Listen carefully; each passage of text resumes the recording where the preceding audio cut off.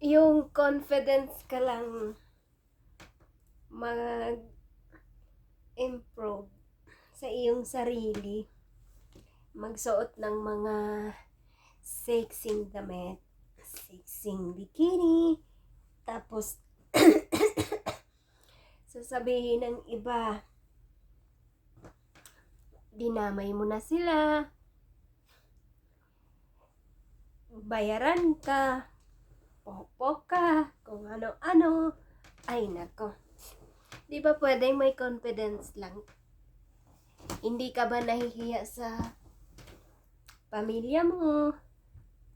Ganon talaga agad yung mga comment nila, no? Ganon din ba kakitig yung mga pag-iisip nyo? Wala na ba talagang kalayaan? Kaming pinanganak na sexy.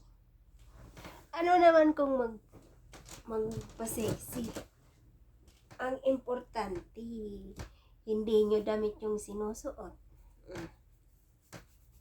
Hindi nyo rin yung nakadisplay. Sa amin naman. At kung sasabihin nyo, paano kayo nadamay? O explain nyo nga sa akin, paano kayo nadamay? How? Kayo ba yung nakadisplay dyan? Hindi naman. Ano ba talagang merong mindset yung mga Pilipino?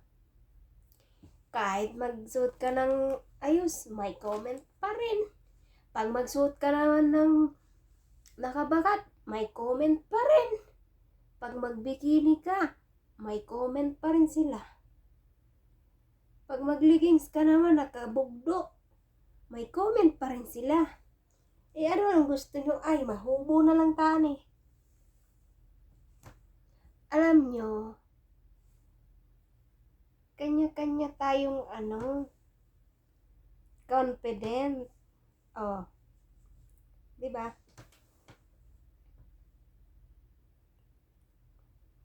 Tingnan nyo na lang, at kung hindi nyo kayang tingnan, edi huwag nyong subaybayan. Hindi ko naman kamuging utusan nga panoorin ako.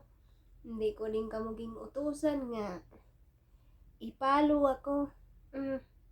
Kamu man may gusto. Alam niyo kung bakit?